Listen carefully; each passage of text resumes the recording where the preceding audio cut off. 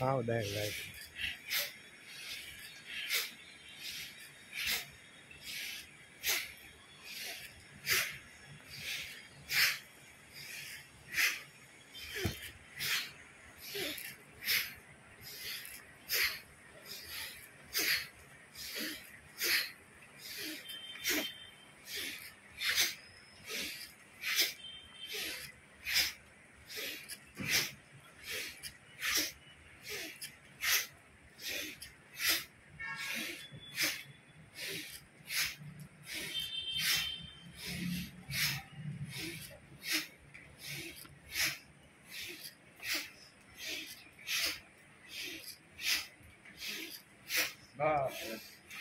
योग अर्जुन उवाच ध्यायसि चेत् कर्मणस्ते ध्यायसि चेत् कर्मणस्ते ध्यायसि चेत् कर्मणस्ते मता बुद्धि जनार्दन मता बुद्धि जनार्दन मता बुद्धि जनार्दन मता बुद्धि जनार्दन ध्यायसि चेत् कर्मणस्ते मता बुद्धि जनार्दन ध्यायसि चेत् कर्मणस्ते मता बुद्धि जनार्दन ध्यायसि चेत् कर्मणस्ते मता बुद्धि जनार्दन ध्यायसि चेत् कर्मणस्ते मता बुद्धि जनार्दन तत्किं कर्मणि घोरे मां तत्किं कर्मणि घोरे मां तत्किं कर्मणि घोरे मां तत्किं कर्मणि घोरे मां नियोजयसि केशव नियोजयसि केशव नियोजयसि केशव नियोजयसि केशव तत्किं कर्मणि घोरे मां नियोजयसि केशव तत्किं कर्मणि घोरे मां नियोजयसि केशव तत्किं कर्मणि घोरे मां नियोजयसि केशव तत्किं कर्मणि घोरे मां नियोजयसि केशव ध्यायसि चेत् कर्मणस्ते मता बुद्धि जनार्दन तत्किं कर्मणि घोरे मां नियोजयसि केशव ध्यायसि चेत् कर्मणस्ते मता बुद्धि जनार्दन तत्किं कर्मणि घोरे मां नियोजयसि केशव व्यामिश्रेणेन वाक्येन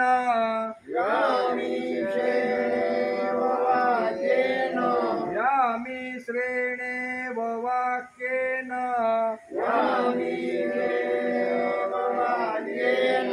बुद्धिं मोहयसीव मे बुद्धिं मोहयसीव मे बुद्धिं मोहयसीव मे बुद्धिं मोहयसीव मे व्यामिश्रेण वाक्येन बुद्धिं मोहयसीव मे व्यामिश्रेण वाक्येन बुद्धिं मोहयसीव मे तदेकं वद निश्चित्य तदेकं वद निश्चित्य तदेकं वद निश्चित्य तदेकं वद निश्चित्य येन श्रेयोऽहमाप्नुयम् येन श्रेयोऽहमाप्नुयाम् श्रेयोऽहमाप्नुयाम् वदेकं वदनिचित्य येन श्रेयोऽहमाप्नुयाम् तदेकं वदनिचित्य येन श्रेयोऽहमाप्नुयाम् व्यामिश्रेणेन वाक्येन बुद्धिं मोहाय शिव मे तदेकं वदनिचित्य येन श्रेयोऽहमाप्नुयाम् वाक्येन बुद्धिर्मोहाय शिव मे तदेकं वदनिचित्य येन श्रेयोऽहमाप्नुयाम्। अब पहलो ने बीजो एक साथे अर्जुन उवाच ध्यायति चेत् कर्मणस्ते मता बुद्धि जनार्दन तत्किं कर्मणि घोरे मा नियोजयसि केशव व्यामिश्रेणेव वाक्येन बुद्धिमोहाय शिव मे तदेकं वदनिचित्य येन श्रेयोऽहमाप्नुयाम् येन श्रेयोऽहमाप्नुयाम्। हरि ओम्। देवं कंसचारूणमार्जनं देवकी परमानन्दं कृष्णं वन्दे जगद्गुरु ब्रह्मा गुरुर्विष्णु गुरुदेवो महेश्वर गुरुः साक्षात् परब्रह्म तस्मै श्रीगुरुवे नमः। नारायणं नमस्कृत्यं नरं चैव नरोत्तमं देवीं सरस्वतीं व्यासं ततो जयमुदीरये ततो जयमुदीरये।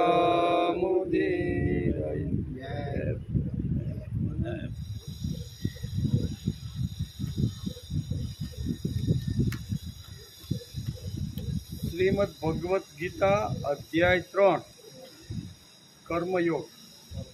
अर्जुन उवाच ध्यायति चेत् कर्मणस्ते मता बुद्धिर्जनार्दन तत्किं कर्मणि घोरे मा नियोजयसि केशव। શ્રીમદ ભગવદ્ ગીતા ચિંતન શરૂ થયું એનો 144મો દિવસ, બરાબર। આજથી આપણે શ્રીમદ ભગવદ્ ગીતા અધ્યાય 3ની શરૂઆત કરી છે કર્મયોગની। આ તારીખ 1/8/2025 શુક્રવાર। હર બોલે પાંગ। ગઈકાલે આપણે અધ્યાય 2નો ઉપસંહાર અને 72 શ્લોકનું વિશ્લેષણ કરી અને આપણે સમજવાનો પ્રયત્ન કર્યો। 72 શ્લોકને 5 ભાગમાં વહેંચી અને અલગ અલગ શ્લોકમાં અલગ અલગ ભગવાને કઈ કઈ વાતો કરી છે એને આપણે સમજવાનો પ્રયત્ન કર્યો। એમાં 1 થી 10 શ્લોક જે છે બીજા અધ્યાયના, એમાં અર્જુનનો પ્રતિભાવ હતો, એ પણ આપણે જોયું। 11 થી 30માં સમ્યક જ્ઞાન, એનો પણ આપણે વિચાર કર્યો। 31 થી 38 8 શ્લોકની અંદર છાત્ર ધર્મ ભગવાને સમજાવ્યો એમ। 39 થી 53 એટલે 15 શ્લોકની અંદર કર્મયોગનો સિદ્ધાંત સમજાવ્યો। પછી 54મા શ્લોકમાં ભગવાનને અર્જુન પ્રશ્ન કરે છે, 4 પ્રશ્ન, એ 54મો શ્લોક। અને 55 થી 72 એટલે 18 શ્લોકની અંદર અહીંયા સ્થિત પ્રજ્ઞાના લક્ષણો, એ આપણે ગઈકાલે અહીંયા બહુ સરસ રીતે સમજવાનો પ્રયત્ન કર્યો। આજે આપણે શ્રીમદ ભગવદ્ ગીતાના 3જા અધ્યાયના પ્રથમ શ્લોકનો આજે આપણે વિચાર કરવાનો છે। એમ કે સાંખ્ય યોગમાં વિવેકનું, ભક્તિ યોગમાં શ્રદ્ધા વિશ્વાસનું અને કર્મયોગમાં નિશ્ચયાત્મક બુદ્ધિનું પ્રાધાન્ય રહેલું છે। ત્રણે ત્રણ જ્ઞાન, કર્મ અને ભક્તિ એમાં બધાનું અલગ અલગ રીતે પ્રાધાન્ય રહેલું છે. સાંખ્ય યોગમાં વિવેકનું, પછી ભક્તિ યોગમાં શ્રદ્ધાનું અને કર્મયોગમાં વિશ્વાસ એટલે કે વિશ્વયાત્મક બુદ્ધિનું પ્રાધાન્ય રહેલું છે. કર્મયોગમાં વિવેક તથા શ્રદ્ધા વિશ્વાસ નથી હોતા એવું નથી એમ, પરંતુ પ્રાધાન્ય એક નિશ્ચયાત્મક બુદ્ધિનું રહે છે. તેવી જ રીતે સાંખ્ય યોગમાં પણ ત્રણે ત્રણ સાંખ્ય યોગ હોય, કર્મયોગ હોય કે નિશ્ચયાત્મક બુદ્ધિ હોય, બધામાં અલગ અલગ લોકોનું અલગ અલગ રીતે પ્રાધાન્ય રહેશે. બરાબર. જેવી રીતે વાણંદ હોય એ બધા કામ તો કરતો જ હોય, પણ એનું પ્રાધાન્ય શેમાં? તો કે બાલ દાઢી કરવામાં, હારા અમારા કેવી રીતના સેટિંગ કરવા, એમાં એનું પ્રાધાન્ય હોય છે. દરજીને ઘણા બધા કામ કરવાના હોય, પણ એનું વધારેમાં વધારે પ્રાધાન્ય શેમાં હોય છે? તો કે સરસ મજાના કપડાં બનાવે એનું પ્રાધાન્ય છે. બાકીના નાના મોટા વાયરે કામ તો બધા થતા જ હોય ને કરતા જ હોય છે માણસ, પણ એનું પ્રાધાન્ય શેમાં? એમ અલગ અલગ રીતે એમાં જ્ઞાન, કર્મ અને ભક્તિ એ ત્રણે ત્રણની અંદર અલગ અલગ રીતે અલગ અલગ પ્રાધાન્ય હોય છે. એટલે આપણે ન થવું જોઈએ કે ભક્તિ કરતાં જ્ઞાનનું પ્રાધાન્ય શ્રેષ્ઠ છે એટલે અમારા માટે જ્ઞાન શ્રેષ્ઠ, એવું નહીં. જ્ઞાનની અંદર આવી રીતનું વિવેક નામનું જે તત્વ છે એનું પ્રાધાન્ય વધારે હોય. ભક્તિમાં અહીંયા જે છે એમાં શ્રદ્ધા અને વિશ્વાસનું પ્રાધાન્ય વધારે હોય. એટલે અલગ અલગ રીતે અલગ અલગ આ શાસ્ત્રની અંદર પ્રાધાન્યનું મહત્ત્વ સમજાવ્યું છે. બીજી વાત, આપણે બીજા અધ્યાયનું વિહંગાવલોકન ગઈકાલે કર્યું. એને શું કહેવાય? વિહંગાવલોકન કર્યું. બીજા અધ્યાયનું તાત્પર્ય એ જણાવ્યું કે કર્મયોગમાં કર્મફળ કરતાં કર્મના ફળ એટલે કે મૂળમાં રહેલી બુદ્ધિ શ્રેષ્ઠ છે. એ આપણે બીજા અધ્યાયના અંતમાં આપણે આ બધી વાતો જોતા હતા. તેથી કર્મની વાસના શ્રેષ્ઠ હોવી જોઈએ. એ અર્જુને તેમાંથી એટલું પકડ્યું કે કર્મના મૂળમાં રહેલી વાસના જો શુદ્ધ હોય તો કર્મનું પાપ કરવા માટે મને શા માટે પ્રેરો છો? એમ શું કહે છે? આ એક નવો પ્રશ્ન, કારણ કે ભગવાન કેવા છે? અંતર્યામી ભગવાન.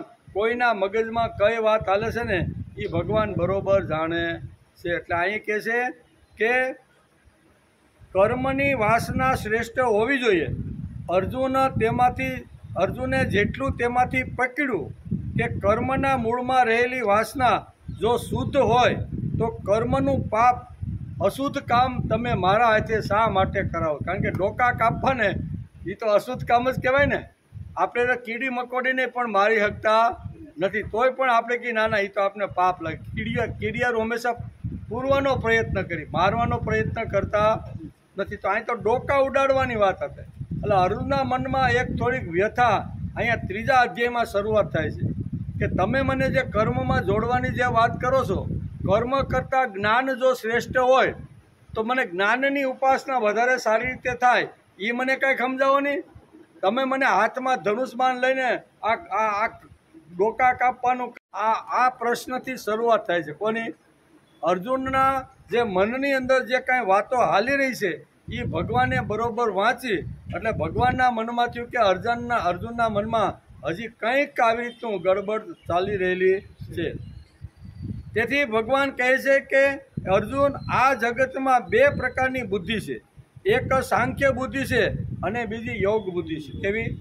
હે અર્જુન, તારા મનની અંદર તું એમ કહેશો કે આવા ભયંકર કર્મની અંદર મને શા માટે જોડો છો? કારણ કે ડોકા કાપવા એટલે ભયંકર કર્મ જ કહેવાય ને. આપણે સામાન્ય કોઈ નાનું એવું પાપ કરવામાં પણ આપણે ઘણીવાર આપણા પગ ઉપડતો ન હોય, તો આ તો માણસના ડોકા ઉલાળવાના છે. એ ડોકા ઉલાળવાના અને કેટલી બહેનોને વિધવા કરવાની, એટલે એ કામ તો ખરાબ જ છે. એટલે અહીં કહે છે કે કર્મ કરતાં જ્ઞાન જો શ્રેષ્ઠ હોય ને તો મને જ્ઞાનની ઉપાસના, જ્ઞાનની વાત વધારે સમજાવો. આ કર્મમાં તમે આવા ભયંકર આવા કર્મમાં જોડવાનો પ્રયત્ન મને ન કરો. ત્યારે ભગવાન અહીંયા બહુ સરસ અર્જુનની મનની વાત વાંચીને કહે છે કે હે અર્જુન, આ જગતમાં બે પ્રકારની બુદ્ધિ છે. એક સાંખ્ય બુદ્ધિ અને બીજી યોગ બુદ્ધિ. સાંખ્ય બુદ્ધિ તત્વજ્ઞાનની ભૂમિકા ઊભી કરે છે. એટલે જ્ઞાન, અને સાંખ્ય એટલે જ્ઞાન, તત્વજ્ઞાનની ભૂમિકા ઊભી કરે છે. અને યોગ બુદ્ધિ કર્મયોગ કરવાની ભૂમિકા સમજાવે. બંને ભૂમિકા ખૂબ જ અગત્યની અને જરૂરી છે. કર્મ અહીં કહે છે કે યોગ બુદ્ધિ પણ શ્રેષ્ઠ છે અને અહીંયા સાંખ્ય બુદ્ધિ પણ શ્રેષ્ઠ. બંને જે ભૂમિકાઓ છે ને એ બંને ભૂમિકા ભજવવાની છે, બરાબર ને. દાખલા તરીકે નાટકના કોઈ કાર્યક્રમની અંદર જે એને પાત્ર આપવામાં આવે તો એ પાત્ર આબેહૂબ ભજવી દે અને પાછો શો પૂરો થાય ને બીજું નવું નાટક જો શરૂ કરવાનું હોય તો એમાં ઓલી સ્ત્રીનું પાત્ર આપે. પહેલા પાત્રમાં એ ભીષ્મ થયા હોય અને પહેલા પાત્રમાં આબેહૂબ ભીષ્મ પ્રતિજ્ઞાના પાત્રમાં જબરજસ્ત એણે આવી રીતની પોતાની જે એફિશિયન્સી કલા છે એ રજૂ કરી હોય અને પછી ઇન્ટરવેલ પડે કલાકનો, આપણે ભોય આવતા ને બધા એટલે કલાક દોઢ કલાકનો ઇન્ટરવેલ પડે ને એમાં પછી બીજું નાટક શરૂ થાય ને એની અંદર માનો કે સોનબાઈની ચૂંદડી આવી એમ નાટકનું નામ છે, તો એની અંદર એને સ્ત્રી પાત્ર મળે એમ. તો એ સ્ત્રી પાત્ર મળે ને તો પણ આબેહૂબ એને ભજાવી બતાવવું તો એ ખરો કલાકાર કહેવાય. ના ના, હું તો ભીષ્મ હતો ને મેં આવી રીતના પુરુષના કપડાં પહેર્યા હતા ને આમ મારી સુરવી અને હવે હું આ માથે બેડું લઈને મારે આ બધું કરું એ મને ફાવે હાલે. એટલે ભગવાન કે સાંખ્ય બુદ્ધિ અને યોગ બુદ્ધિ બંને શ્રેષ્ઠ બુદ્ધિઓ છે. તારા મનની અંદર જે કાંઈ પ્રશ્ન ચાલે છે ને એ બરોબર છે પણ બંને બુદ્ધિ અહીંયા સ્વીકારવા જેવી છે. યોગ એટલે ભગવાનની સાથે જોડાઈ જવું એને યોગ બુદ્ધિ કહે છે અને સાંખ્ય એટલે દુનિયાની અંદર જેટલું જ્ઞાન છે ને એ જ્ઞાન શાસ્ત્રનો અભ્યાસ કરી અને લેવાનો પ્રયત્ન કરવો જોઈએ. આ બંને વાતો શ્રેષ્ઠ છે. તેથી સાંખ્ય બુદ્ધિ તત્વજ્ઞાનની ભૂમિકા ઊભી કરે છે અને યોગ બુદ્ધિ કર્મયોગ કરવાની ભૂમિકા સમજાવે છે. આ બંને બુદ્ધિ માનવ માત્રને ખૂબ જ જરૂરી છે. ભગવાન શું કહે છે? બંને બુદ્ધિ માનવ માત્રને ખૂબ જ જરૂરી છે. ભગવાન કહે છે કે કર્મ બદલવાની જરૂર નથી, તેનો હેતુ અને કર્મ કરવાની ભૂમિકા બદલવાની જરૂર છે. શું છે? કર્મ બદલવાનું નથી. ખેડૂત હોય તો ખેતી કરીને પણ માણસ પ્રભુ સુધી પહોંચી શકે છે. ખેતી તારે બદલવાની જરૂર નથી, પણ તારી જે એફિશિયન્સી છે, તારી જે કલા છે, તારું જે કર્તૃત્વ છે એ કોઈ પણ રીતે તું જેમ તારા ખેતરમાં જેમ કામ કરે છે એમ એકાદું ભગવાનનું ખેતર હોય એમાં તારો કર્મનો હેતુ તું બદલી નાખ. મારા ખેતરમાં હું જ્યારે કામ કરું છું ત્યારે હું માલિક હોય છું, બીજાના ખેતરમાં મજૂરી કરવા માટે ગયો હોય ત્યારે હું મજૂર કહેવાઉં, પણ જ્યારે ભગવાનના ખેતરમાં કામ કરવા માટે હું જાઉં છું ને ત્યારે હું પૂજારી ગણાવ છું. તારી ભૂમિકા બદલાવી નાખ. તારે ખેતી છોડવાની જરૂર નથી, પણ એક કામ એવું કરું કે જ્યાં મારી ભગવાનની પૂજા થતી હોય. એ મહેનત કર્યા પછી 2 કલાક પરસેવો પાડ્યા પછી એ ખેતરમાંથી જે ઉત્પાદન આવે એમાંથી મને કાંઈ મળવાનું નથી. એટલે ભૂમિકા અહીં કહે છે કે તારે ભૂમિકા તારે કર્મ બદલવાનું નથી, પણ કર્મ કરવાની જે વૃત્તિ છે, કર્મ કરવાની જે ભૂમિકા છે એને તારે બદલી કાઢવાની નથી. હું મજૂર નથી, હું માલિક નથી, હું પૂજારી છું. આ ભૂમિકા જો તારી આવી જાય ને તો ખેતીની અંદર પંપ લઈને ગમે એટલા જીવડા મારીશ ને તો તને પાપ લાગશે નહીં. કાંઈ તો ડોકા કાપવાના તો આપણે તો દવા છાંટીને પણ કેટલી બધી જીવાતને આપણે મારી શીખી નથી મારતા. એટલે ભૂમિકા જો બદલી જાય, હું જે કાંઈ કરું છું ને એની ભૂમિકા બદલાય. ભગવાન અહીં ભૂમિકા બદલવાની વાત કરે છે. ગઈકાલે આપણે જોતા હતા કે કર્મ વત્તા બુદ્ધિ બરાબર કર્મયોગ. ગઈકાલે આપણે થોડોક વિચાર કર્યો કે કર્મ વત્તા બુદ્ધિ બરાબર કર્મયોગ અને કર્મ માઇનસ બુદ્ધિ એટલે કર્મકાંડ. બરાબર, ડૉક્ટર છે, વકીલ છે, પ્રોફેસર છે, ખાલી બ્રાહ્મણો જ કર્મકાંડ કરે છે એવું નથી. એમ મોટા મોટા જે પ્રોફેસરો છે, ડૉક્ટરો છે, વકીલો છે એ પણ કાંઈ બુદ્ધિ હલાવ્યા વિના જે કાંઈ આવે છે ને આગળથી આવ્યું સિક્કો મારીને તમે જવા જોઈએ, એમાં કાંઈ હલાવ બધા મોટા ભાગના કર્મકાંડીઓ છે. તેથી કર્મના મૂળમાં રહેલી બુદ્ધિ શ્રેષ્ઠ છે. તેથી કર્મની વાસના શ્રેષ્ઠ હોવી જોઈએ. વાસના જો શુદ્ધ એટલે કે શુદ્ધ હોય તો કર્મનું પાપ લાગતું નથી. આમ ભગવાને તારી વાસના તે તું જા કાંઈ કદાચ ખોટું બોલે અથવા ખોટું કોઈને આવી રીતનું માર્ગદર્શન આપે પણ એની પાછળ જો હેતુ સારો હોય, ભક્તિનો હેતુ હોય ને તો એ ખોટું બોલવામાં પણ કાંઈ વાંધો નથી. દાદા પાંડુરંગ ઘણીવાર એક દ્રષ્ટાંત આપે છે કે માણસ ઘણીવાર આવી રીતનો ટોચનો પહોંચેલો માણસ પણ ઘણીવાર ખોટું બોલતો આપણે જોવા મળે. તો ત્યારે આપણે પ્રશ્ન થાય કે 35 વર્ષથી જે ઝૂંપડી બાંધીને જે સાધના કરે છે, ભક્તિ કરે છે અને રગે રગની અંદર એને ભક્તિ અને ભજનની આવી રીતની બધી નસે નસમાં ભરેલું છે અને એવો માણસ જ્યારે જૂઠું બોલે ત્યારે બાજુવાળાને થાય કે આ બાપુ અથવા આ ભાઈ આમ કેમ કરે છે. એટલે એ એક દૃષ્ટાંત આપે છે કે જંગલ હોય છે, જંગલની અંદર એક મહાત્મા સુંદર મજાની ઝૂંપડી બાંધીને રહે છે. લોકોને સારું જ્ઞાન આપી અને એના ઘણા બધા જે કાંઈ દુર્ગુણો હોય દૂર કરી અને સદગુણો પ્રેરવાનું કામ કરે. વર્ષોથી જંગલમાં ઝૂંપડી બાંધીને રહે, આજુબાજુના આદિવાસીઓ એને મળવા માટે આવે ત્યારે એની સાથે બેસીને એને આવી રીતના સાત્વિક કેમ બનવું, પ્રામાણિક કેમ બનવું, અંદરથી આવી રીતના દુર્ગુણો કેમ ઓછા કરવા, આ બધી નાની મોટી વાતો વર્ષોથી કે. એક દિવસ એવી રીતની ઘટના ઘટી, જૂના કાળની વાત છે. આપણે ગાડા જોડીને જાનમાં જતા, એટલે ગાડા જોડીને 7-8 ગાડાની એક જાન નીકળી, પરણીને જાન નીકળી. એટલે જાનની અંદર તો બધી બહેનોને ઘરેણાને બધું હોય જ તે, અને જંગલના રસ્તામાંથી પસાર કરીને એને પોતાના ગામ જવાનું. એટલે 2-5 કિલોમીટરનું જંગલ એને આવી રીતનું વિંધવાનું હતું. એટલે એ ઝૂંપડી પાસેથી આ ગીત ગાતા ગાતા આ જાન અહીંથી પસાર થઈ ગઈ. અડધો કલાક પછી બારોટિયા આવ્યા. બારોટિયાને ખબર પડી કે જાન એક જંગલની અંદર પ્રવેશ થઈ ચૂકી છે. અડધો કલાક પછી આ ગુંડાઓ અથવા બારોટિયાને ખબર પડી કે આમાં તો જાનમાં તો ફૂલ માલ બધું હોય છે. એટલે એણે વિચાર કર્યો, મારતા ઘોડે 7-8 જણા આવ્યા. અડધો કલાક વીતી ગયો હતો અને ઝૂંપડીની પાસે 4 રસ્તાઓ જાય. એ ઝૂંપડી જે મહારાજની હતી ને એમાં 4 રસ્તા પડે, અને 4 રસ્તા પડે એટલે અહીંયા બારોટિયા તો વિચાર કરવા લાગ્યા કે જાન કયા રસ્તે ગઈ છે. 2 મિનિટ આવી રીતનો વિચાર કરી અને મહારાજ ઝૂંપડીમાં જે ભજન જે ધ્યાન ધરતા હતા એમને હલાવ્યા કે મહારાજ એ કે અહીંયા હમણાં અડધો કલાક પહેલાં કોઈ જાન નીકળી કે 6-7 ગાડા હતા, ગીત ગાતા હતા, બહુ સરસ મજાનું આવી રીતનું ઘરેણા પહેરેલી બહેનો બધું એ મેં હમણાં જ જોઈ કે. તો કે ક્યાં ગઈ છે? હવે ગઈ હતી ઉગમણી, ક્યાં ગયા અને મોકલા ક્યાં આથમણે. ખોટું બોલ્યા કે નહીં? હવે આટલી મોટી સાધના કરી, આટલી મોટી તપસ્યા કરી અને જીવનને જેણે પવિત્ર બનાવવાનો પ્રયત્ન કર્યો છે, આવો પવિત્ર પુરુષ એ ખોટું બોલે છે. પણ એનું કારણ શું છે ભાઈ? કર્મનો હેતુ શું હતો? એ ખોટું બોલ્યા, એક તો ખોટું કર્મ થયું ને, પણ ખોટું બોલવા પાછળનો કર્મનો હેતુ એ હતો કે હું આને સાચો રસ્તો બતાવીશ ને તો આ તો બધા તલવારધારી ને બંદૂકધારી અને આ બારોટિયા છે આખી જાનને લૂંટી લેશે, ઘણું બધું અનિષ્ટ પણ થઈ જશે. એટલે એણે કીધું ભાઈ હમણાં આવી હતી પણ આથમણી બાજુ ગઈ હતી આ બાજુ, કીધું આ બાજુ ઊંધી બાજુએ ચડાવી. હવે હકીકતે ખોટું બોલ્યા કે નહીં? એટલે અહીંયા ગીતા પણ આપણે આ જ કહે છે કે કર્મ છોડવાનું નથી. કર્મ જે કંઈક કરો છો એનું હેતુ બદલી, તમે કયા હેતુથી તમે બોલો છો અથવા કયા હેતુથી તમે ખોટું બોલ્યા કે સાચું બોલ્યા, એ હેતુ ઉપર આખી વાત યાદ રાખે. તેથી અહીં કહે છે ગીતાકારે અર્જુનને કહ્યું કે પારમાર્થિક ડર હોય તો પણ કર્મના મૂળમાં શું છે તે જ પ્રભુ પરમાર્થ જુએ છે, પરમાર્થ તેને જ મહત્વ આપે છે. એ ભાઈ બાપુ જે ખોટું બોલ્યા એના મૂળમાં પાયામાં શું હતું ભાઈ? કે જો સાચું બોલું, સત્યમ વદ, શું કે નકર સત્યમ વદ એ તો આપણા ઉપનિષદે ગાયું છે મંત્રમાં કે સત્યમ વદ, હંમેશા માણસે સત્ય બોલવું જોઈએ. અહીં અસત્ય બોલ્યા કે નહીં? તો અસત્ય બોલે આવો મહાત્મા તો પાપ લાગે કે નહીં?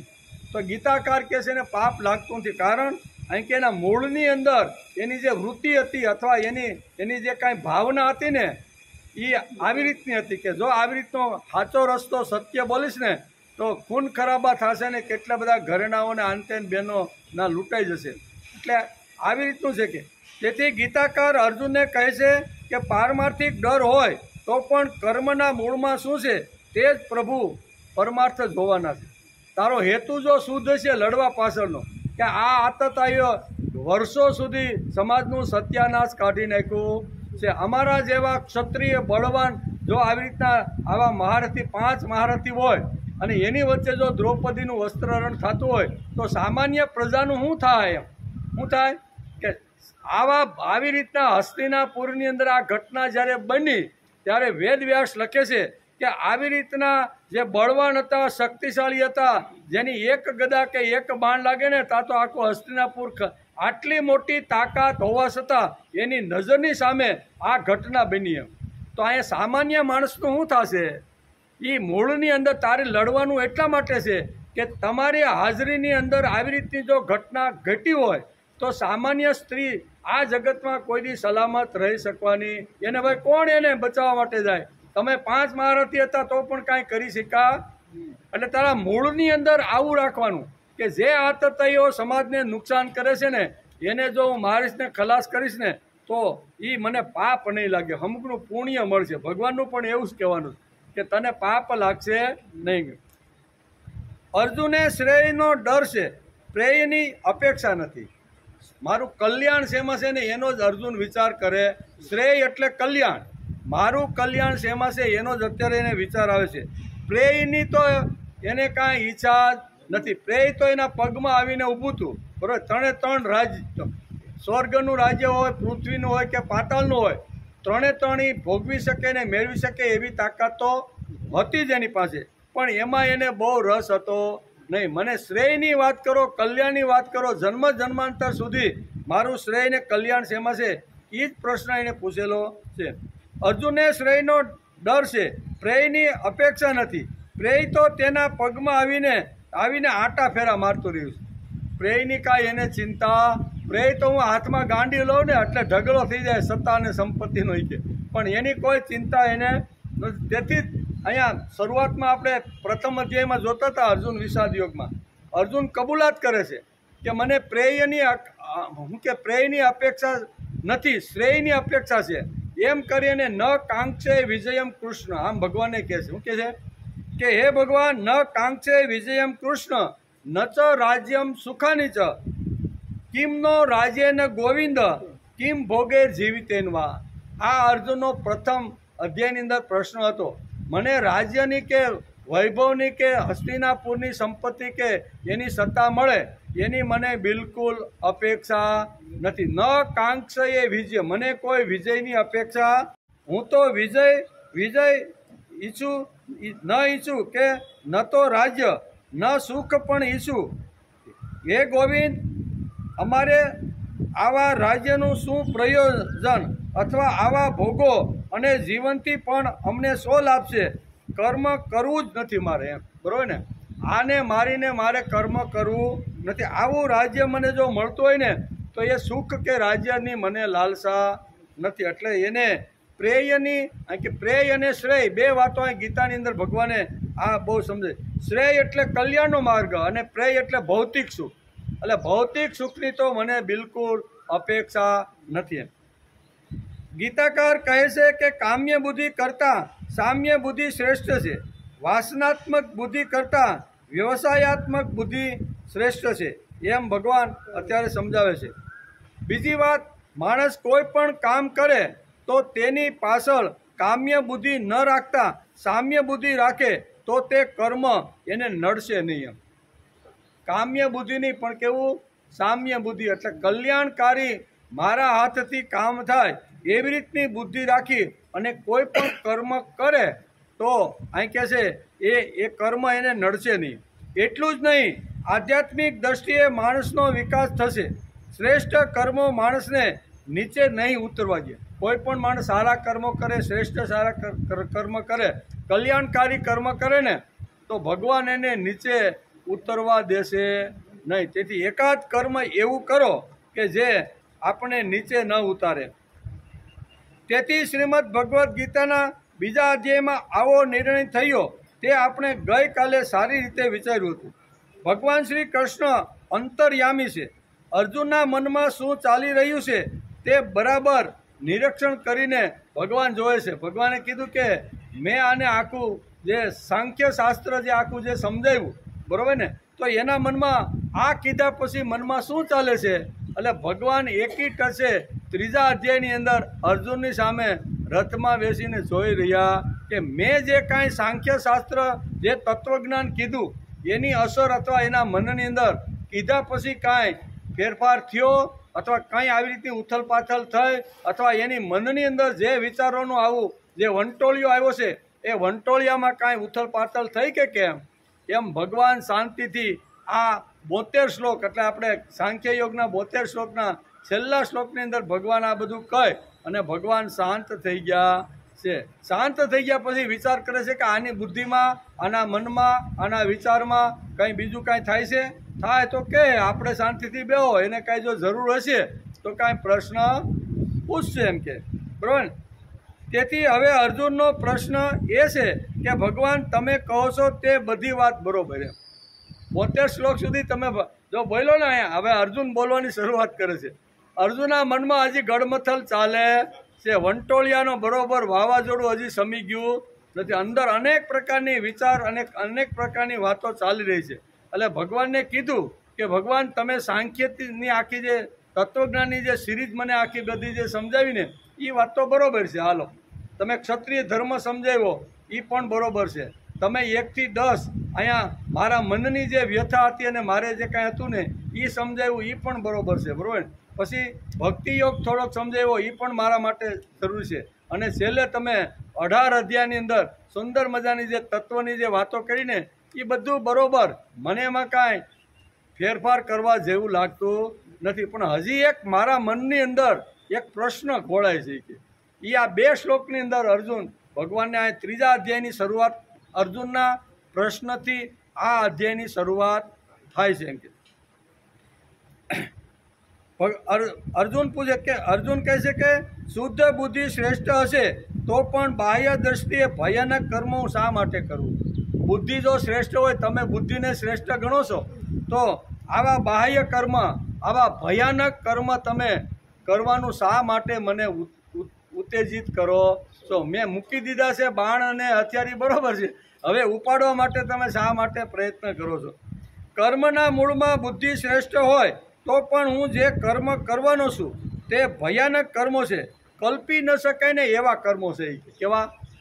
આ કાંઈ કીડી મકોડીને મારવા જેવી કે સંસુદરને કે ઉંદરડાને પાંજરામાં પૂરવા જેવી વાત નથી. હું જે કર્મ કરવા જઈ રહ્યો છું અને હું અત્યારે નીચે બેસી ગયો છું, આવા ભયંકર એ કાંઈ સામાન્ય આવા કર્મ નથી, તો એકદમ ભયંકર કર્મો છે એમ અર્જુન કહે છે. કેવા છે? એ કર્મનું વર્ણન કરે છે કે આવા ભયાનક કર્મથી મને તમે દૂર રાખો અને કોઈ જ્ઞાનની ઉપાસના સમજાવો. કોઈ યજ્ઞ છે, તપ છે, કોઈ જંગલમાં જઈને ગુફામાં બેસીને નાક પકડવાનું હોય, નદીને કિનારે એક પગ પાણીમાં રાખી, આવું કાંઈ તપસ્યાની વાત હોય તો તમે મને કહો. પણ તમે આ ઘોર કર્મની અંદર જોડી અને મને શા માટે તમે આવી મિશ્રિત વાતો, કેવી શું લખ્યું છે? વ્યામિશ્રેણ, એટલે તમે ઘડીક કર્મયોગની પ્રશંસા કરો છો, ઘડીક જ્ઞાન યોગની કરો છો. મારી બુદ્ધિમાં ઉતરતું 2માંથી એક વાત કયો એમ? શું કહે છે? તમે ઘડીક કર્મયોગની પ્રશંસા કરો છો કે એ શ્રેષ્ઠ છે, ઘણીવાર સાંખ્ય યોગની પ્રશંસા કરો છો. આ મારી બુદ્ધિમાં આ ભેળસેળવાળા તમારા જે વાક્યો છે ને ભાઈ, એ તમે હરખી રીતે કહેવું હોય તો કયો, નકર ભાઈ આપણે કાંઈ તમારું કાંઈ સાંભળવું. આ 2 પ્રશ્નમાં આવી દલીલ અત્યારે કોણ કરે છે?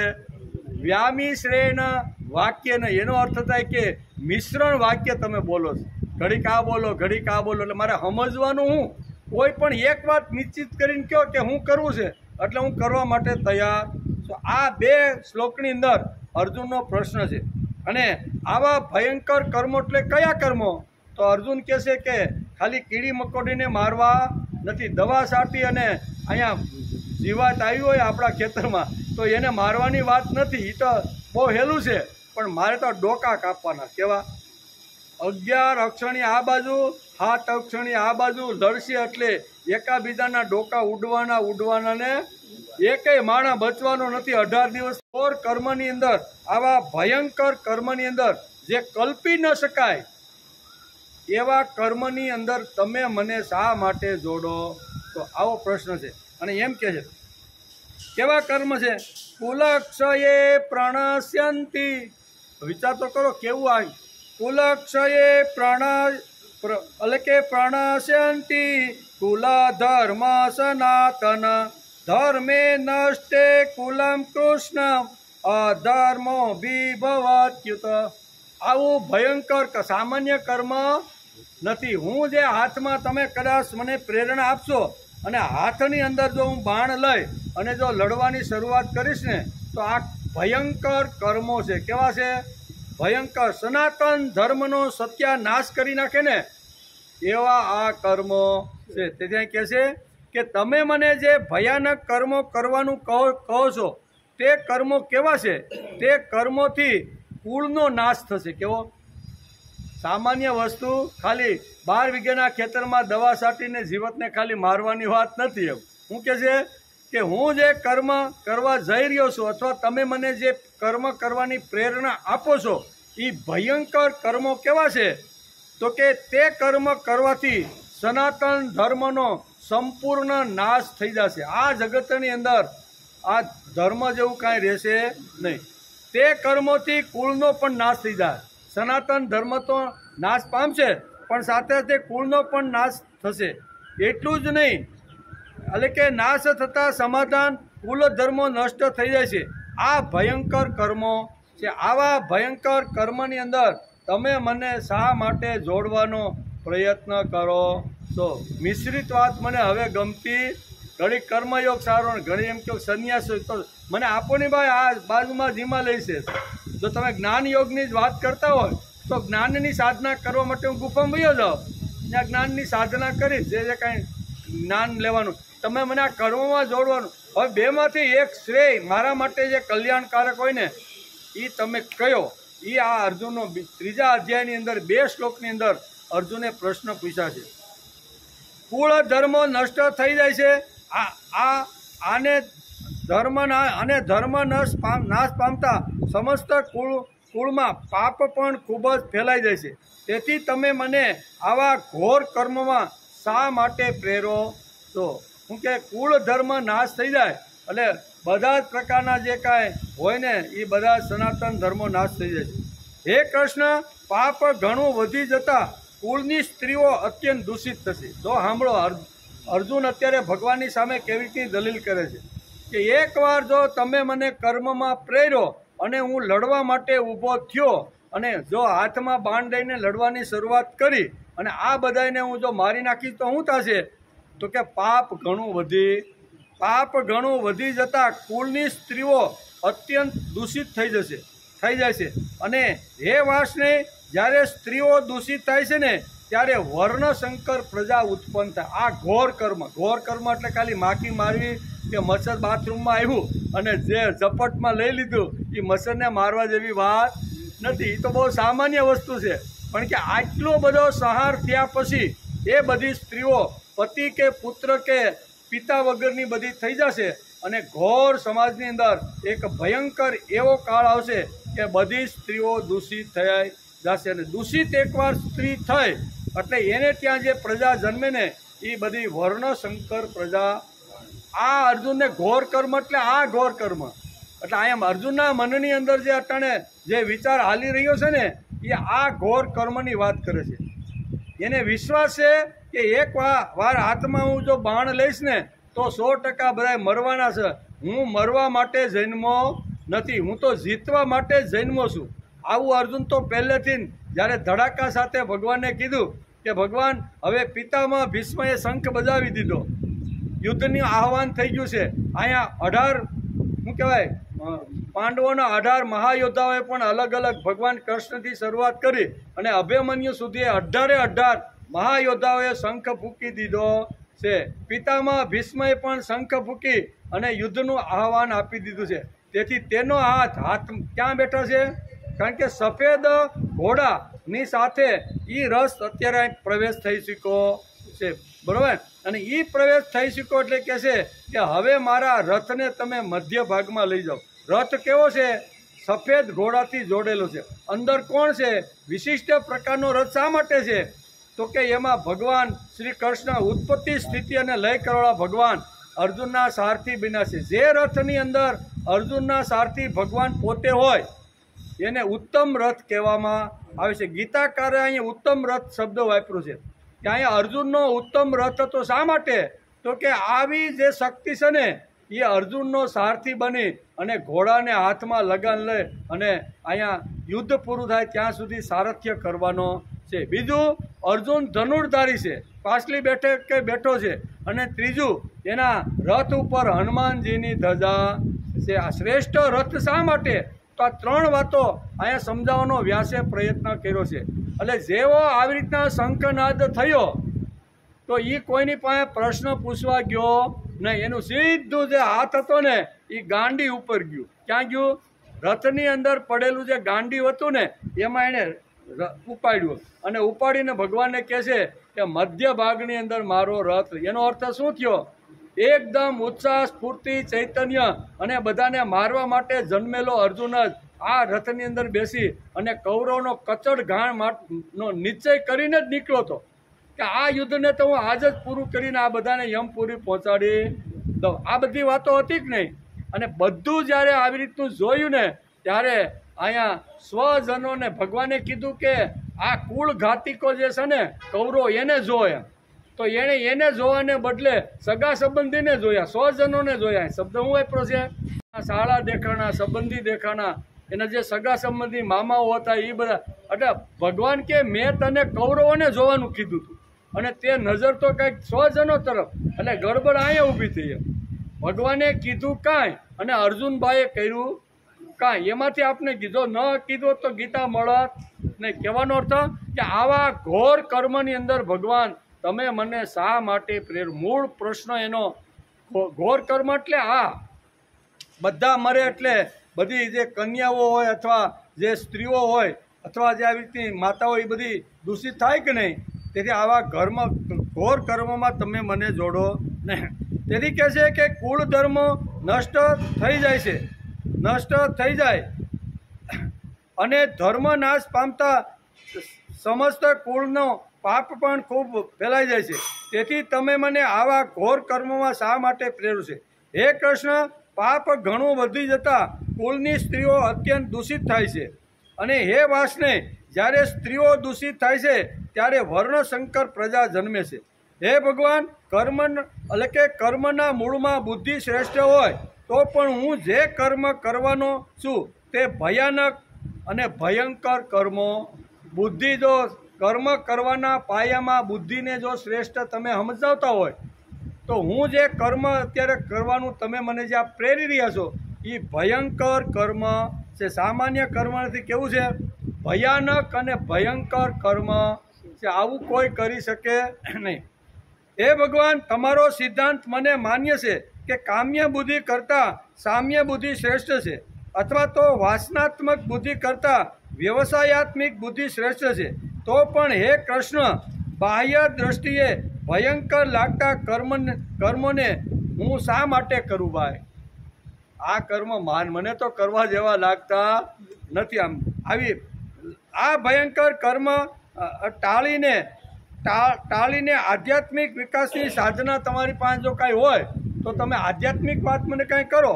કાંઈ યજ્ઞ કરવાના હોય, તપસ્યા કરવાની હોય, ગુફામાં જઈને માળા ફેરવાની હોય, ક્યાંક કોઈ ગામમાં જઈને ભજન કીર્તન કરવાના, તો આવી આધ્યાત્મિક વાત એક કહો નહીં તમે. જો મારું કલ્યાણ એમાં હોય તો તમે મને આ ઘોર કર્મને ભયંકર કર્મમાં શા માટે જોડો છો? મૂળ પ્રશ્ન અહીંયા 3જા અધ્યાયના કર્મયોગની અંદર અર્જુનનો પ્રશ્ન છે. અને અર્જુન આ ભયાનક જે પરિણામો આવે ને એની ચર્ચા એના મનમાં ચાલી રહી છે. અને એ જ ભગવાનની સામે અત્યારે રજૂ કરે છે કે ભગવાન 72 શ્લોક સુધી તો તમે ઘણું બધું મને સાંખ્યમાં સમજાવ્યું પણ હજી મારું મન ઠેકાણે નથી. એમ કર્મ કરીને આધ્યાત્મિક વિકાસ થાય તે સાથે અર્જુન સંમત થયો.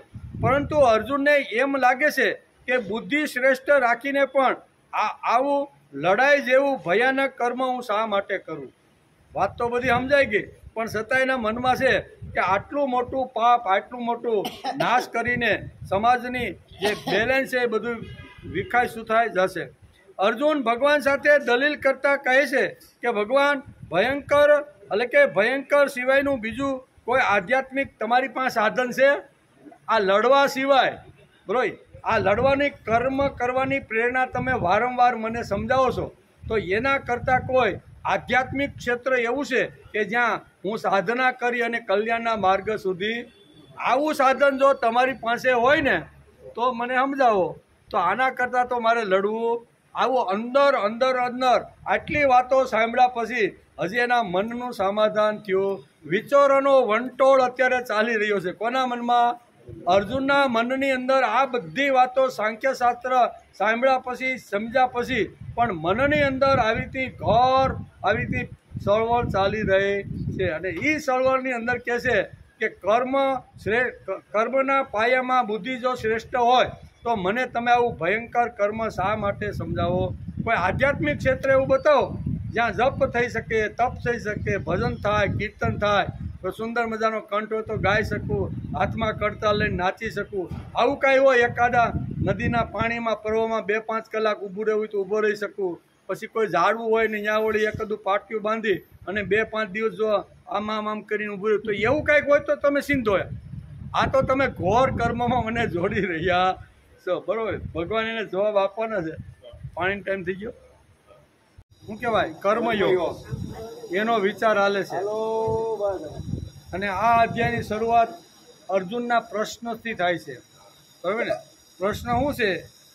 જ્યાં અયસી ચેત કર્મણસ્તે મતા બુદ્ધિ જનાર્દન તન કિમ કર્મણિ ઘોરે મામ નિયોજયસી કેશવ. હે ભગવાન, આધ્યાત્મિક જ્ઞાન જો શ્રેષ્ઠ હોય તો તમે મને આ ઘોર કર્મમાં શા માટે જોડો? આ એનો પ્રશ્ન છે, બરાબર?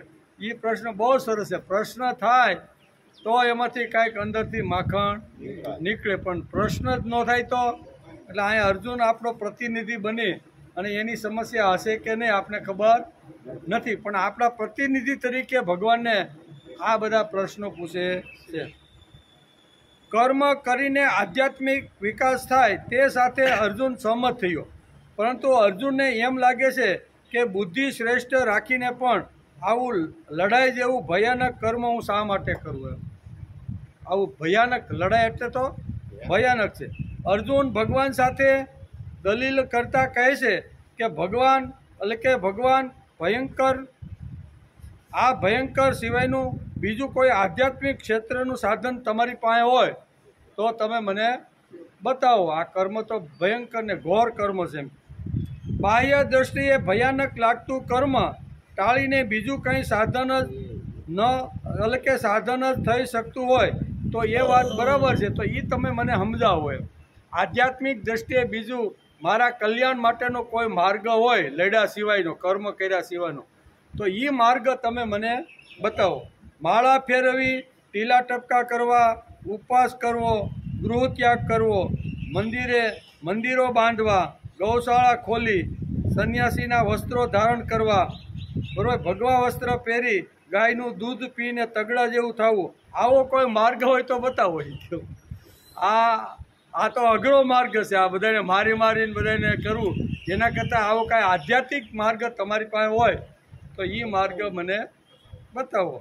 બાહ્ય દ્રષ્ટિએ ભયાનક લાગતું કર્મ ટાળીને બીજું કંઈ સાધન જ ન થઈ શકતું હોય તો બરાબર છે, બીજું કંઈક આધ્યાત્મિક ક્ષેત્ર બતાવો, એ સાધન કાંઈક સારું હોય તો. આ તો સારું મને લાગતું નથી. એમ કે બીજું કંઈ આધ્યાત્મિક સાધન થઈ શકતું હોય તો ભયાનક કર્મ કરવાની શું જરૂર છે?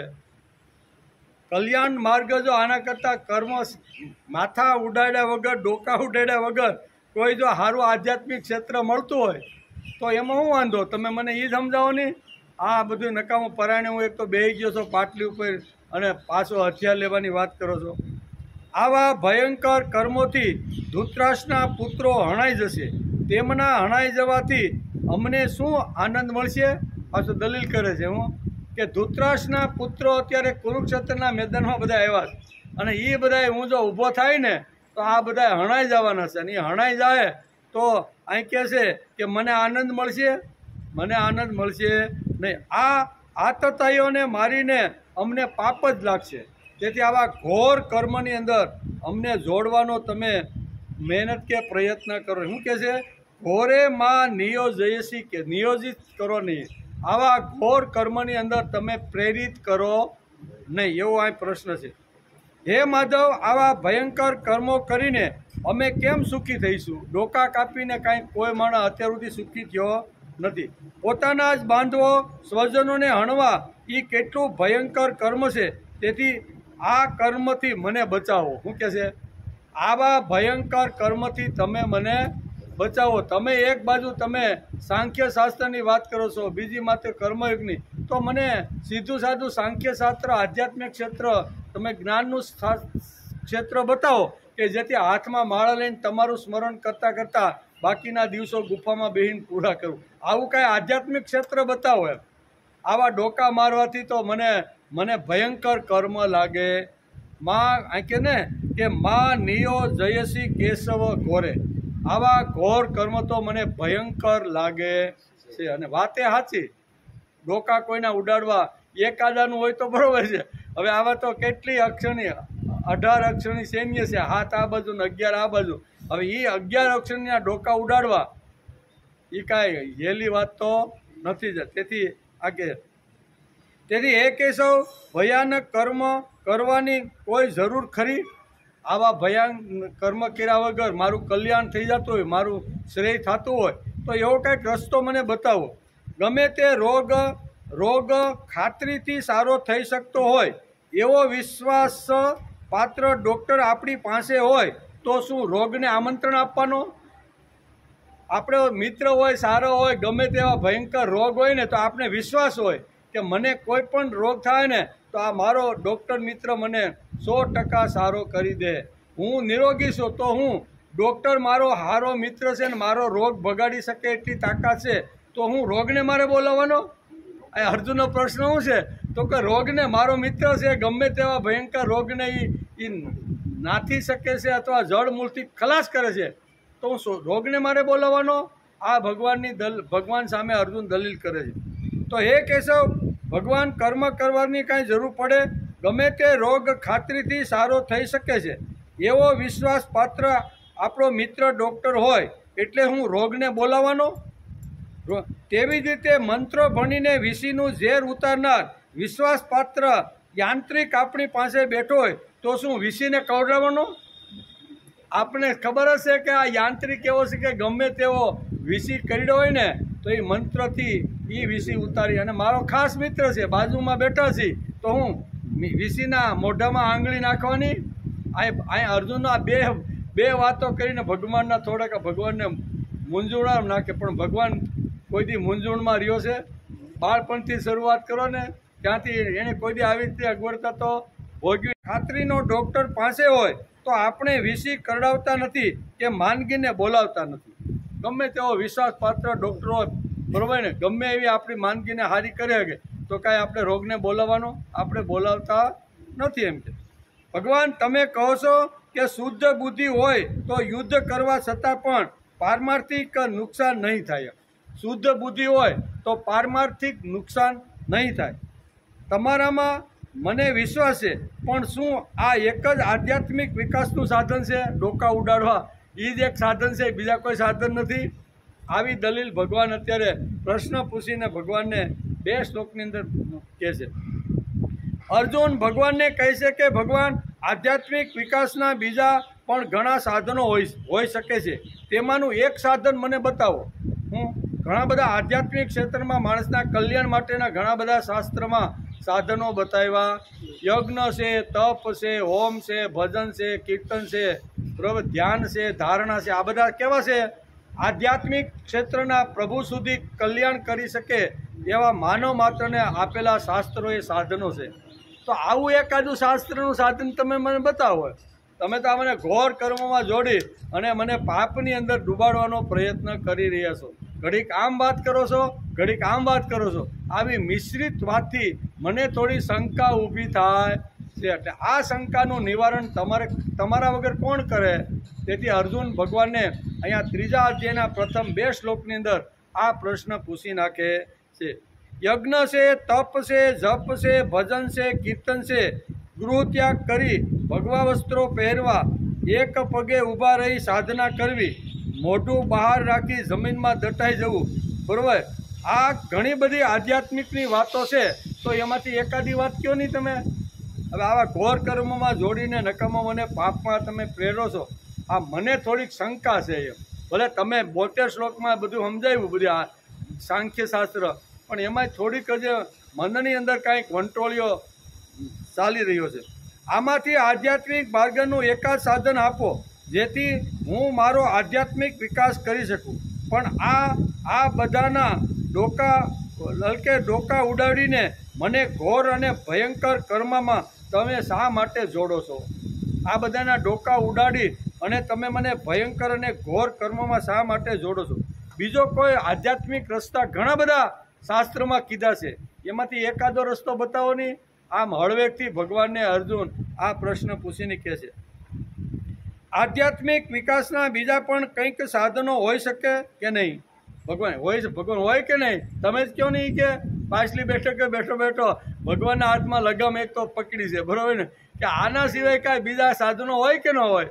તમે જ કહો નહીં કે સાધનો હોય જ, પણ તમે કંઈક છુપાવો છો અને મને ઘોર કર્મમાં નાખી અને મને મોટું મહાન પાપ કર્મની પ્રેરણા આપી રહ્યા છો. તેથી જ ત્રીજા અધ્યાયની શરૂઆતમાં અર્જુન ભગવાનને આ પ્રશ્ન પૂછી કાઢે છે. હું પૂછો? જ્યાં અયસી ચેત કર્મણસ્તે મતા બુદ્ધિ જનાર્દન તત્કિમ કર્મણિ ઘોરે માં નિયોજયસી કેશવ વ્યામિશ્રેણ વાક્યેન. બે મિશ્રિત વાક્ય કયો શું કે છે?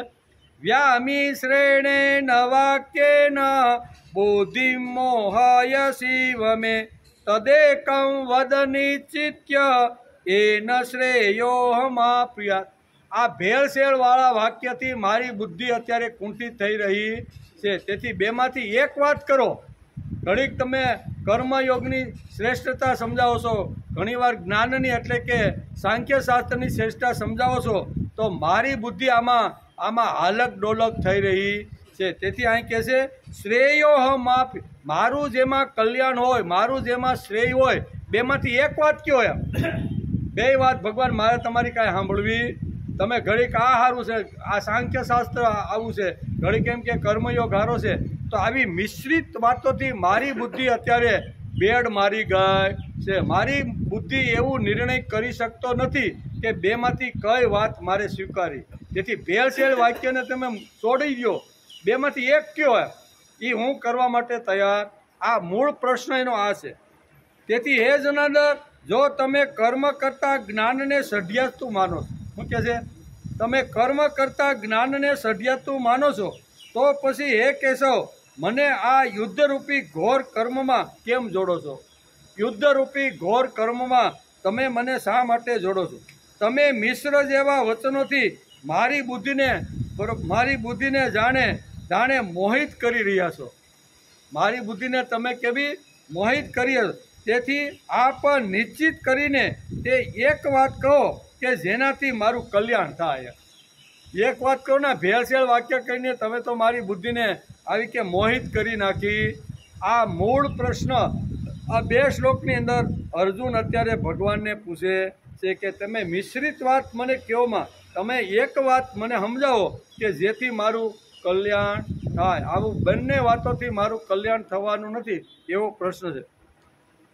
અર્જુન બોલ્યો કે હે જનાર્દન, તમે જો કર્મ કરતા જ્ઞાન યોગને સઢિયાતું માનો છો, તો પછી હે કેશવ, મને આ યુદ્ધરૂપી ભયાનક કર્મમાં કેમ તમે જોડો છો? પ્રથમ અધ્યાયની શરૂઆત અર્જુનના વિષાદથી થાય છે. પ્રથમ અધ્યાયની શરૂઆત ક્યાં થાય? અર્જુનનો વિષાદ થયો અને એમાંથી આખો નામ જ પડ્યું અર્જુન વિષાદ યોગ. એમ કે યોગ થયો. બીજા અધ્યાયની અંદર અહીંયા સાંખ્યશાસ્ત્ર ભગવાને સમજાવ્યું અને ત્રીજા અધ્યાયની શરૂઆત અર્જુનના પ્રશ્નથી થાય. અર્જુન પ્રશ્ન પૂછે છે અને શરૂઆત થાય છે. બીજા અધ્યાયની શરૂઆત સંજયે જે કાંઈ જોયું કુરુક્ષેત્રના મેદાનની અંદર 47મા શ્લોકની અંદર પહેલા અધ્યાયમાં જે કાંઈ અર્જુનની સ્થિતિને ભગવાન વચ્ચેની જે કાંઈ આવ્યા રથમાં બેઠા પછી જે કાંઈ વાતો જોઈને એ આખે આખું અહીંયા પત્રકાર તરીકે બીજા અધ્યાયના પ્રથમ શ્લોકમાં અહીંયા સંજય ઉવાસથી બીજા અધ્યાયની શરૂઆત થઈ ચાલે. બીજા અધ્યાયની અંદર અહીંયા સંજયથી શરૂઆત થાય અને ત્રીજા અધ્યાયની શરૂઆત થાય છે. પ્રથમ અધ્યાયની શરૂઆત અર્જુનના વિષાદથી થઈ છે. બીજા અધ્યાયની શરૂઆત અહીંયા સંજયના પ્રશ્ન અથવા એની આવી રીતની વાતોથી શરૂઆત થઈ છે. ત્રીજા અધ્યાયની શરૂઆત અર્જુનના પ્રશ્નથી છે. પ્રશ્ન જેનો હોય તેને જ ઉત્તરમાં રસ હોય. કેવો? આપણે પણ વ્યવહારમાં એવું છે ને, કોઈ પ્રશ્ન આપણે પૂછે, હવે એને જાણવા માટે કે સમજવા માટે કોઈને પ્રશ્ન પૂછે તો જેણે પ્રશ્ન પૂછ્યો હોય એને જવાબ એની પાસેથી મળે એમાં જ એને રસ હોય. આજુબાજુમાં બેઠા હોઈને રસ હોય એને કોઈને?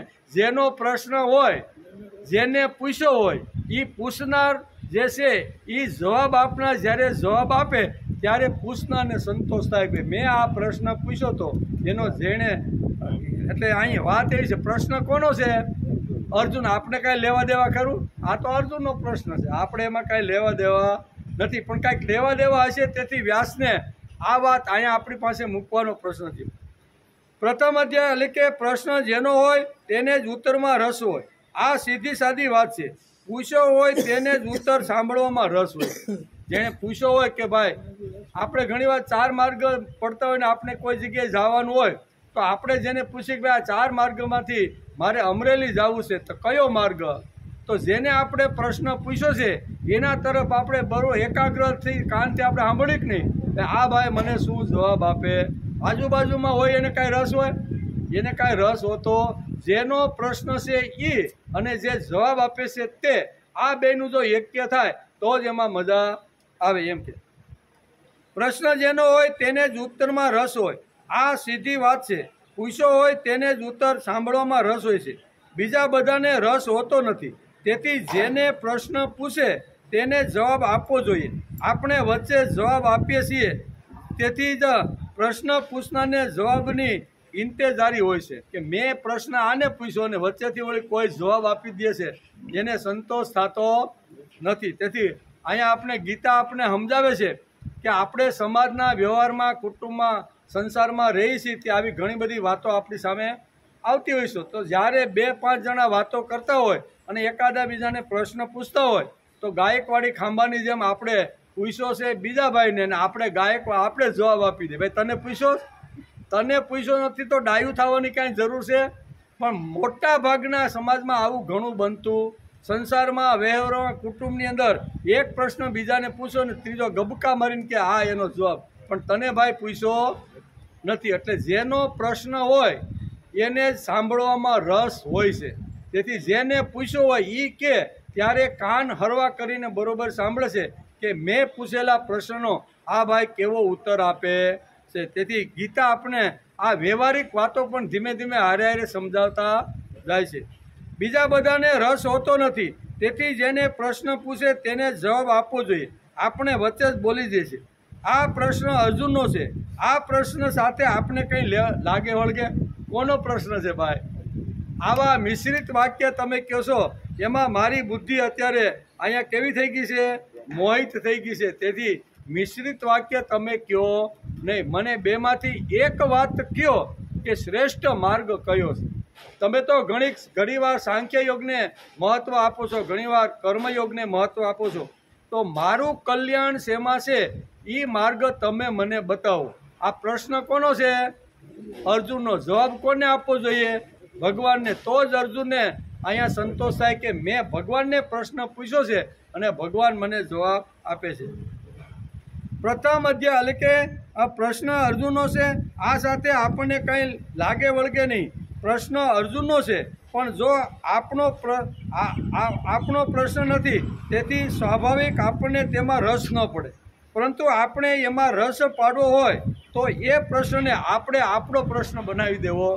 અર્જુનનો જે પ્રશ્ન છે એ પ્રશ્ન આપણે આપણો બનાવી દઈએ તો એમાં જામો પડી જાય છે. તેથી આ ખાલી અર્જુનનો પ્રશ્ન નથી, માનવ જાતના કલ્યાણનો પ્રશ્ન અર્જુને ભગવાનને અહીં પૂછી લીધો છે કે માનવ જાતની આખી માનવ જાતનું કલ્યાણ શેમાં છે એ આપણા પ્રતિનિધિ તરીકે અર્જુને ભગવાનને પ્રશ્ન પૂછ્યો. એ પ્રશ્ન આપણો ક્યારે બને? આ પ્રશ્ન જ્યાંથી ઊભો થયો છે તો તે પ્રશ્નના મૂળમાં સુધી જઈએ તો ખબર પડે કે આ ખાલી અર્જુનનો પ્રશ્ન નથી, આ પ્રશ્ન તો આપણો જ છે. કેવો? આપણો છે. પ્રશ્ન ન સમજાય તો 3જા અધ્યાયમાં મજા નહીં. એમ 3જા અધ્યાયની જે આપણે શરૂઆત અત્યારે કર્મયોગની જે કરી રહ્યા છીએ એ જો અર્જુનનો જે પ્રશ્ન છે એ 2 શ્લોકમાં પૂછેલો પ્રશ્ન જો આપણને ન સમજાય તો આગળના બધા જે શ્લોકો છે એમાં મજા આવે નહીં. તેથી અર્જુનનો પ્રશ્ન બરોબર આપણે સમજી લેવો કે આ અર્જુન ભગવાનને કયો પ્રશ્ન પૂછે છે. એ પ્રશ્ન બરોબર જો આપને સમજાઈ જાય બરોબર તો પછી ભગવાન 3જા શ્લોકથી જે જવાબ આપવાની જે શરૂઆત કરે છે ને એમાં મજા ને મજા જ આવી જાય છે. બીજા અધ્યાયમાં ભગવાને સંપૂર્ણ અધ્યાત્મ કહી દીધું. સાંખ્ય યોગમાં શું કીધું? સંપૂર્ણ અધ્યાત્મ કહી દીધું. અને એકવાર સંપૂર્ણ અધ્યાત્મ કહી ગયા પછી અહીંયા અર્જુનને સમજ ન પડી હોય એવું ન હોય ને. બધું જ આટલું બધું ઘૂંટી ઘૂંટીને વારંવાર, એમાંય આજે 20 શ્લોક જે 11 થી 30 સુધીના જે 20 શ્લોક જે કીધા છે ને, એ તો જબરજસ્ત ભગવાને આત્મજ્ઞાન એને સમજાવ્યું છે. અને ઘૂંટી ઘૂંટીને એકની એક વાત બીજા શ્લોકમાં લઈને પણ એને સમજાવવાનો પ્રયત્ન કર્યો છે. તો આટલું બધું ઘૂંટી ઘૂંટીને બીજા અધ્યાયની અંદર ભગવાને સાંખ્યશાસ્ત્ર જો અર્જુનને કીધું હોય તો અર્જુનને સમજાઈ ન ગયું હોય. ભગવાને વારંવાર ઘૂંટી ઘૂંટીને એકની એક વાત કીધેલી છે. ખોલજો ઘેરે ગીતાજી, બરોબર ને? તો એમાં એકની એક વાત બે વાત કેવી પડી છે ને ઘૂંટી ઘૂંટીને કીધી છે. તો શું અર્જુન એટલો બોગો હતો? અરે દ્રોણાચાર્યનો શિષ્ય હતો. કેવો? જેને શાસ્ત્ર અને શસ્ત્ર બંનેની વિદ્યા દ્રોણાચાર્ય પાસેથી જેણે મેળવી હોય એ કોઈ સામાન્ય વ્યક્તિ હોય? આપણે એક બે વાર નો સમજે તો ત્રીજી વાર પણ પૂછવું પડે. પણ આ તો સાઈ સુસની જેમ દ્રોણાચાર્ય જેમ બોલતા જાય એમ અર્જુન તપોવનની અંદર જે ભણતો હતો ને એ સાઈ સુસની જેમ બધું શાસ્ત્ર એને કંઠસ્થને મોઢે કરી લીધું છે. શાસ્ત્ર અને શસ્ત્ર બંને વિદ્યા એટલી પારંગત રીતે એને પ્રાપ્ત કરી છે. હવે એ શિષ્યને અહીંયા ભગવાન કોડવડ ભાષાની અંદર ઘણા બધા શ્લોકો એને કદાચ બીજા સાંખ્યશાસ્ત્ર કીધા તો એ નહીં સમજો હોય. બધું જ સમજી ગયેલો છે.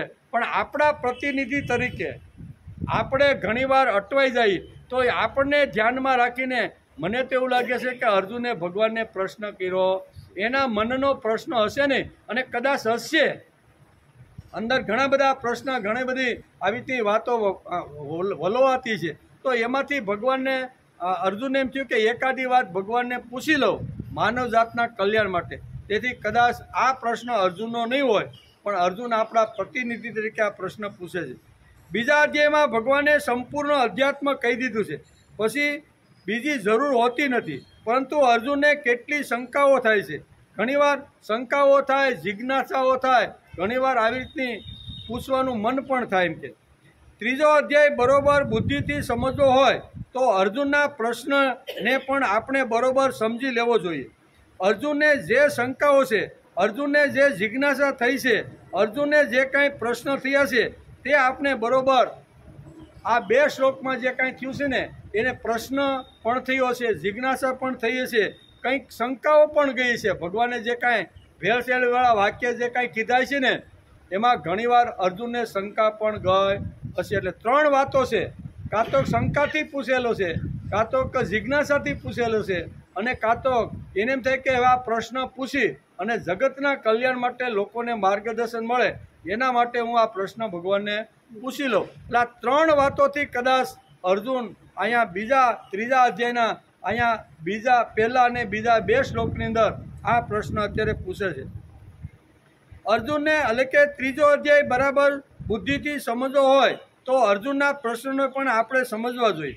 અર્જુનને જે શંકાઓ છે, જે જિજ્ઞાસા થઈ છે, કે જે કંઈ પ્રશ્નો થયા છે તે આપણે બરોબર સમજવા જોઈએ.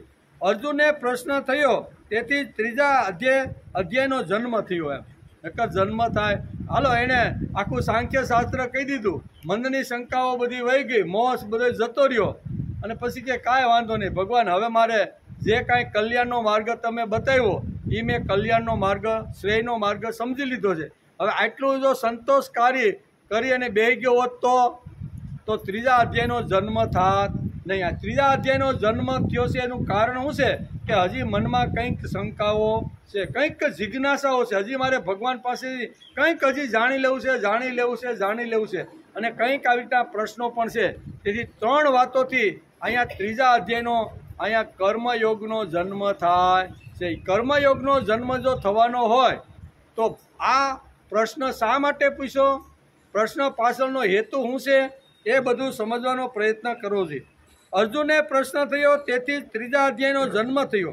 પ્રશ્ન ન હોય તો ગીતા અહીંયા જ પૂરી થઈ જાય, પછી આગળ કાંઈ કહેવાની પ્રશ્ન જ ન હોય અને હાથમાં બાણ લઈને કે કાંઈ વાંધો નહીં, હાલો તમે કહો છો તો ડોકા હમણાં બધાના કાપી નાખું. હવે તો આઈને સોલ્યુશન થઈ જાત ને, પણ હજી એને ડોકા કાપવા માટે કંઈક શંકાઓ છે કે આ ડોકા બધા કાપું ને તો કેવા ભયંકર, મેં જે પહેલા અધ્યાયમાં જે વર્ણન કર્યા એનું જે ફળ, એનું જે પરિણામ છે એ કેવું આવે, એ બધું હજી ભગવાનને પૂછવાનું હતું. એટલે અહીંયા શું કહેવાય, બીજા અધ્યાયમાં ગીતા પૂરી થતી નથી. બીજા અધ્યાયમાં જે કાંઈ તત્વજ્ઞાન, ફિલોસોફી, અધ્યાત્મ અથવા આત્મજ્ઞાનની વાતો ભગવાને જે કરીને એ તો એને સમજાઈ જ ગઈ છે, પણ હજી એને કંઈક જિજ્ઞાસા, કંઈક ઉત્સુકતા, કંઈક મન અંદર આવી રીતના પ્રશ્નો અથવા આવી રીતનું છે. તેથી પ્રશ્ન પૂછનાર એટલે કે પ્રશ્ન પૂછનાર પહેલાં સમસ્યા ઉકેલવાનો પ્રયત્ન કરે, અને એ જો એના મનની અંદર જો એ શંકા ઉકલે નહીં તો એ બીજાને પ્રશ્ન કરે. આ પ્રશ્ન સાચો એમ કોઈને ઉતારી પાડવાનું, હું જ્ઞાની છું ને સામેવાળાને કસોટી કરું કે ભાઈ આને આમાં ખબર છે કે નહીં. એવી રીતે ઘણીવાર પ્રશ્ન ઘણીવાર સમાજમાં થતા હોય છે. પણ અહીંયા ગીતાકાર અથવા વેદવ્યાસ બહુ સ્પષ્ટ રીતે કહે છે કે અર્જુનના મનની અંદર એવું વલોણું, એવું અટાણે વમળ ઉપડ્યું છે ને કે મારે ઘણું બધું જાણવાનું હજી બાકી છે. ભગવાને તો હજી અંશ માત્ર પણ મને હજી કીધું નથી. મારે તો આખા બ્રહ્માંડની અંદર જે સૃષ્ટિની જે સર્જન કર્યું છે ને ત્યાંથી માંડીને અંતિમ સુધીની બધી જ વાતો મારે જાણવાની છે. હવે આ તો ભગવાને ખાલી મને સામાન્ય વાતો કીધી છે. તેથી અંદર એક ઘોળાતી રહેલી એક જે વાત છે ને એ વાતનો પ્રશ્ન અંદરથી એને મળતો નથી. વિચાર તો કરે છે કે આ પ્રશ્નનો જવાબ કેવી રીતનો હોય. મનની અંદર ઘણીવાર મનને પણ પૂછે છે, બુદ્ધિનો પણ સહારો લે છે, આત્માની સાથે પણ અર્જુન ઘણીવાર આવી રીતનો મિત્રતા પણ એને ઘણા પ્રશ્નનો ઉત્તર મળતા નથી. તો હવે મારે કોને પૂછવાનું? મેં આ પ્રશ્ન જાણવા મન, બુદ્ધિ અને ઇન્દ્રિયો સાથે ઘણો આવી રીતનો સહયોગ કર્યો, પણ એ સહયોગ કર્યો એમાંથી મને સંતોષકારક કોઈ જવાબ મળ્યો નથી. જવાબ ન મળે ને તો જ પછી પૂછાય ને એને જિજ્ઞાસા કહેવાય. શું કહેવાય? કોઈને ઉતારી પાડવા કે હું વિદ્વાન છું ને એને ખબર નથી અને હું પ્રશ્ન પૂછી લઉં એટલે એનું સુરસુર્યું થઈ જાય ને મને આવી રીતે પ્રતિષ્ઠા કે મળે, એના માટે ઘણા પ્રશ્ન ઘણીવાર પૂછાતા હોય છે. અહીંયા અર્જુનના મનમાં આવી કોઈ વાત અત્યારે નથી. ખૂબ એણે વિચાર કર્યો, ખૂબ મનોમંથન કર્યું કે મારી આ જે સમસ્યા છે, મારો જે પ્રોબ્લેમ છે, મારી જે શંકાઓ છે ને એ શંકાઓનું સમાધાન મને મન પણ આપી શક્યું નહીં, બુદ્ધિ પણ આપી શક્યું નહીં, ઇન્દ્રિયોને પણ મેં આવી રીતનો પ્રશ્ન પૂછવાનો શરૂઆત કર્યો, પણ અંદરથી આવી રીતની કોઈ સમાધાન થાય, મારી શંકાઓ દૂર થાય, મને એકદમ સંતોષકારક જવાબ મળે એવો જવાબ મને અંદરથી મળ્યો નથી. તે ખાલી પૂછવા ખાતર અથવા આવી રીતનું નહીં, શંકાથી એટલા પણ એને ઘોળીને વિચાર કરીને પછી એને કાંઈ બહાર ન નીકળ્યું અને પછી કે હવે સહારો લેવો તો કોનો લેવો? તો કે મારા પ્રશ્નનો ભગવાન સિવાય બીજો આ જગતમાં કોઈ ઉત્તર આપી શકે એમ નથી. તેથી ભગવાનને અહીંયા 3જા અધ્યાયની અંદર 2 શ્લોકની અંદર બહુ સરસ મજાનું મનની અંદર જે ઘોળાતી હતી ને એમાં પ્રશ્ન પૂછી નાખ્યો કે હે જનાર્દન, જો તમે કર્મ કરતા જ્ઞાનને સર્જ્યાતું માનો છો તો પછી હે કેશવ, મને આ યુદ્ધરૂપી ઘોર કર્મમાં કેમ જોડો છો? તમે મિશ્ર જેવા વચનોથી મારી બુદ્ધિને જાણે મોહિત કરી રહ્યા છો. તેથી આ પણ નિશ્ચિત કરીને તે એક વાત કહો કે જેનાથી હું કલ્યાણને પ્રાપ્ત થઈ જાઉં. ત્યારે ભગવાન બહુ સરસ એને જવાબ આપે છે. એ કે બંને વાતો જરૂરી છે. સાંખ્યશાસ્ત્રની પણ જરૂર છે, યોગશાસ્ત્રની એટલે કે કર્મયોગની પણ જરૂર છે. આમ કરી અને હજી અહીંયા જે અર્જુનના મનમાં કાંઈક શું છે, થોડીક શું કહેવાય ગડમથલ હાલે છે. ટાઈમ થઈ ગયો. આપણે સોમવારે આપણે આવશું ને ત્યાં બીજા શ્લોક, પહેલા શ્લોકનો તો થોડોક આપણે વિચાર કર્યો, પણ બીજા શ્લોકની અંદર અર્જુનના મનમાં કંઈક વિશેષ પ્રકારની જે વાતો છે ને એ આપણે સોમવારે આવશું ત્યારે એને સમજવાનો પ્રયત્ન કરશું.